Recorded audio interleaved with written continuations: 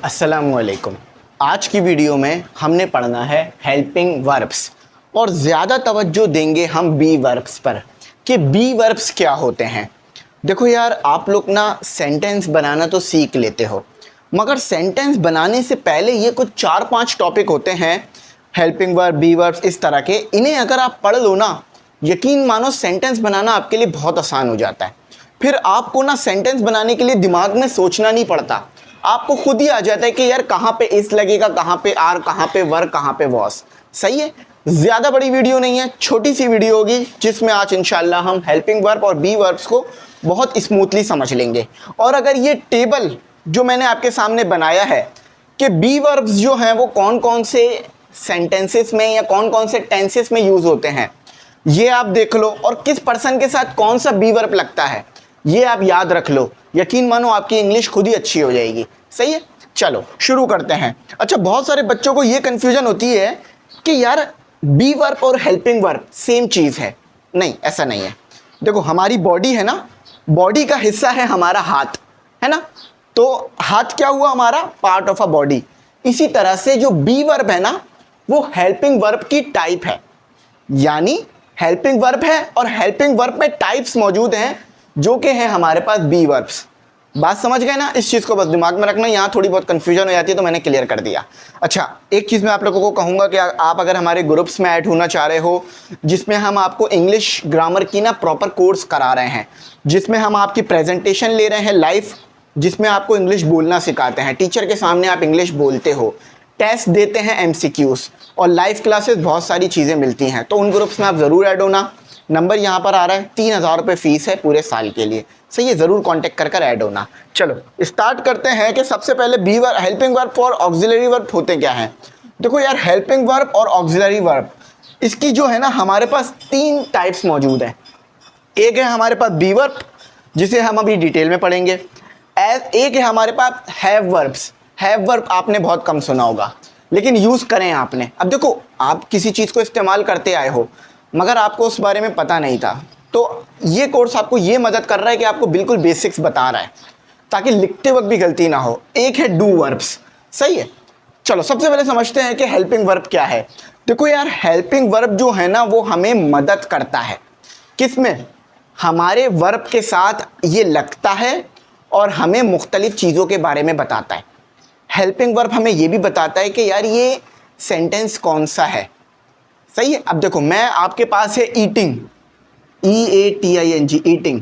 अब मैं आपसे पूछूं, ये ईटिंग जो है वो पास्ट का है, प्रेजेंट का है या फ्यूचर का, आप नहीं बता पाओगे।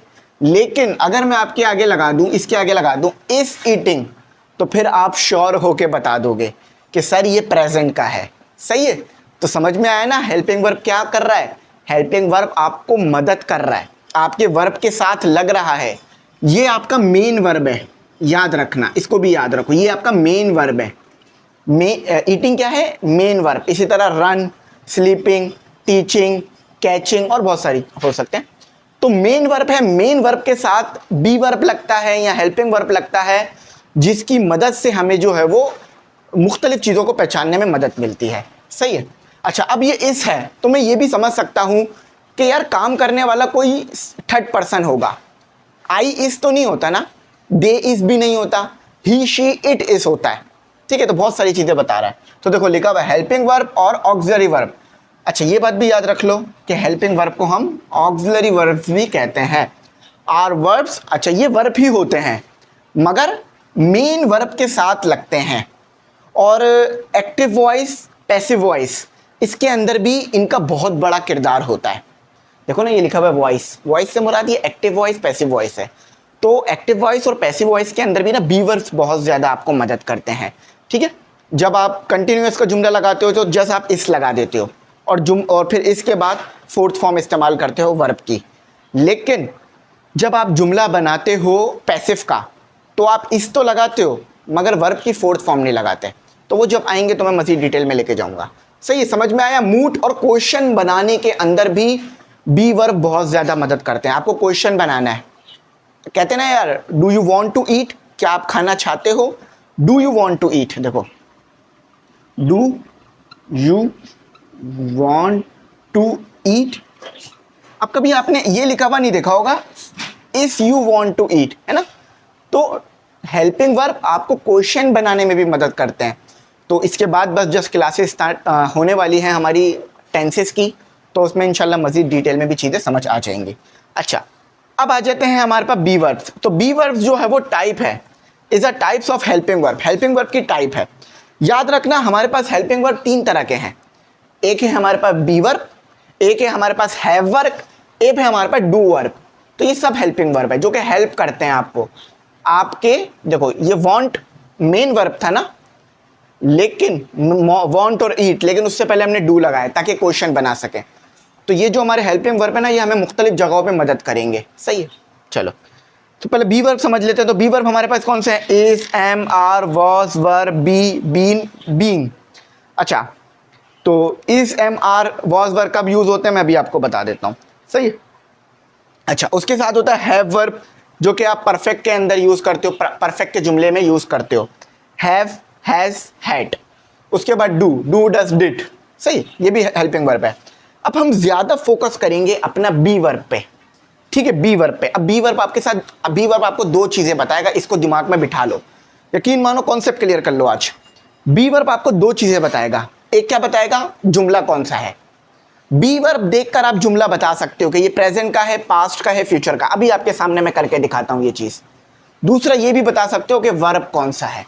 अगर मैंने एम लगा, सब्जेक्ट कौन है, ये भी बता सकते हो आप। अगर मैंने एम लगा दिया तो इसका मतलब क्या होगा? मैं, है ना।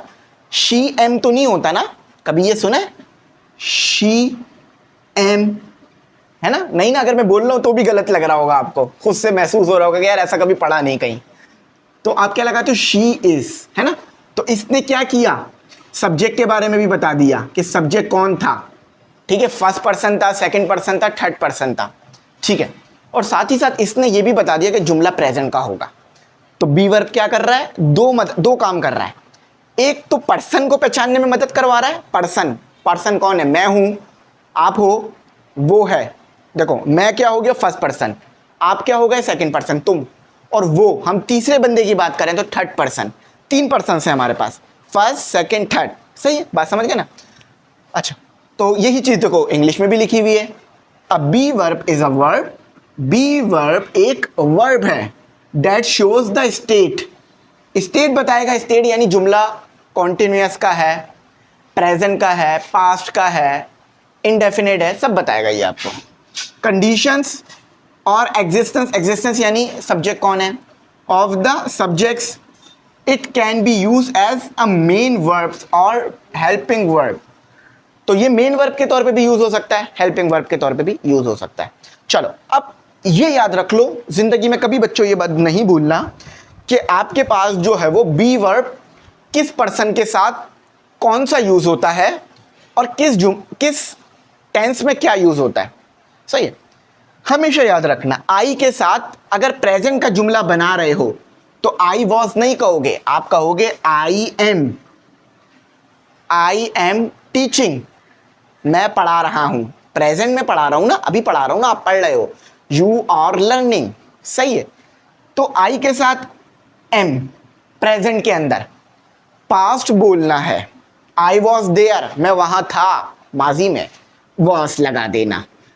कभी जिंदगी में कंफ्यूज नहीं होना, इसको याद रख लो। फ्यूचर बोलना है, फ्यूचर में टेंशन ही नहीं है, हर किसी के साथ will be will be will be, ये देखो सबके साथ will be will be will be, खत्म बात। अच्छा, मैंने ना आपको ये नहीं बताया बी, बीन, बीइंग, ये मैं जब पैसिव पढ़ाऊंगा ना तो बताऊंगा। ये पैसिव के लिए यूज होते हैं, पैसिव के लिए खास हैं। अच्छा, शैल बी देखो पढ़ाया जाता है शैल बी, लेकिन आपने कभी यूज करते हुए किसी को नहीं देखा होगा कि आई शैल बी देयर, मैं वहां होऊंगा। तो आपने कभी ये सुना नहीं होगा, लेकिन ये सही है अगर आप लिख दो, लेकिन अमूमन नहीं लिखना, शैल को इग्नोर करना। ठीक है, शैल बी को। अच्छा, यू के साथ यू एम सुना है कभी? सुनने में भी अजीब सा लग रहा है ना। हाँ, तो यू आर, अगर यू के साथ आर लगा हुआ है इसका मतलब है जुमला प्रेजेंट का है। यू आर डूइंग, तुम क्या कर रहे हो, तुम कर रहे हो। You are doing your homework, तुम अपना होमवर्क कर रहे हो। सही है। अच्छा, प्रेजेंट बोलो, पास बोलोगे तो वर लगा देना यू के साथ, और फ्यूचर में तो will be will be will be, खत्म बात। अच्छा, ये बात याद रखो, ही, शी, इट, इनके साथ प्रेजेंट के अंदर आपने लगाना है इस। इस सिर्फ 3 चीज़ों के साथ, 3 के साथ आएगा, ही, शी, इट। अक्सर बच्चे ना यू इस कर देते हैं, वैसे अमूमन नहीं है लेकिन गलती में हो जाता है। ही, शी, इट, तो ही, शी, इट के साथ हमेशा इस लगेगा। प्रेजेंट में she is doing her homework, वो अपना काम कर रही है। शी इज वॉचिंग टीवी, वो टीवी देख रही है, इज, समझना। तो बोलोगे ना जब आप टीचर के साथ ग्रुप के अंदर आकर, तो वहां भी आपको सीखने के लिए मिलेगा। Was, she was, he was, it was, ठीक है। और विल भी तो वो कंपल्सरी है ना। अच्छा, we are watching cricket match, हम क्रिकेट मैच देख रहे हैं, तो वी के साथ हमेशा आर लगेगा, सही है। वी वर, फ्यूचर में वर लगेगा, सॉरी पास्ट में वर लगेगा, और फिर वही विल बी, इसको इग्नोर कर दो। हाँ लेकिन लिख लो ताकि आपको पता हो कि ये सही है या गलत है।